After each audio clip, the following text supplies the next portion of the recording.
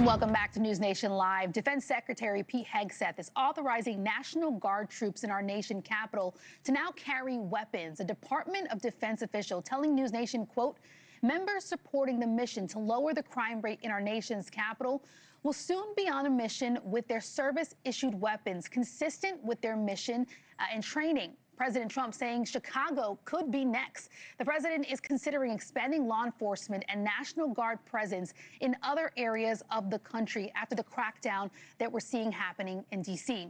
Want to bring in former NYPD detective and professor of law at New York Law School, Kirk Burkhalter, to discuss this further. Kirk, we were just talking during the break about this, and we could probably have a whole show on this, but what do you make of the president now in the last 24 hours saying that he is going to potentially expand the National Guard presence beyond D.C. into cities like Chicago and potentially even here in New York? So it's very interesting. The first thing that comes to mind is that there is a large difference between Chicago, New York City, and Washington, D.C. The president was able to do so under the Home Rule Act. D.C. doesn't have a governor. It doesn't even have representation in the House of Representatives. So with the when we talk about New York City and Chicago, first and foremost, these are cities that are fairly blue states, right? So they're run by Democratic governors that will fight tooth and nail against the president federalizing the National Guard. And further, those cities have Democratic mayors. So it wouldn't be as simple to do in those cities as with Washington, D.C. Yeah, we have different laws per se that the president, barriers the president would have to overcome. There's an insurrection a law, I think you were saying during the commercial break, that would make it even more difficult here in New York and even in Chicago. That is correct. The president mentioned that he would use federal troops in addition to the National Guard, and that would require invoking the Insurrection Act. Yeah.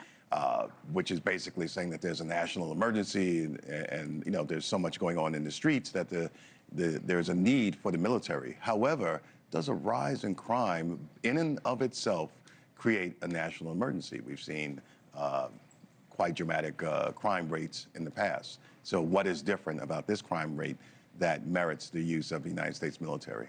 Yeah, I mean, I hear you saying basically the president is going to have some more significant legal hurdles to overcome to actually get National Guard troops in a city like New York or a city like Chicago. There's also this broader criticism, right, that why is the president focusing on a New York or Chicago? Certainly there are a lot of headlines coming out of our cities of shootings and violent crimes here, but when you look at the actual data, violent crime, and even in D.C., is actually trending lower than it has in the past. I think, D.C., it was like the last 7 months, we've actually seen lower violent crimes, and you can say the same for New York City and Chicago.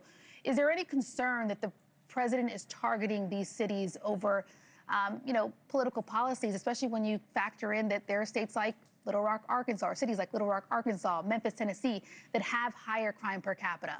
There certainly could be a concern. Needless to say, I'm not in the president's head, but yeah. We all know that these cities and these states haven't necessarily been so kind to the president. He was prosecuted here in New York, in Manhattan, and by the state's attorney general. So, there's certainly a concern there, and there's also, the elephant in the room, of course, is that these are cities that are predominantly or have high populations of persons of color, right? Which also they tend to be more towards the left than the right, more towards the Democratic side. You were an NYPD detective for many years. If the president were to try to take control of enforcement operations in New York City, how do you see that playing out? I don't see it playing out so easy. So, I mean, perfect example, the New York City Police Department at any given time has approximately 35,000 uniformed personnel.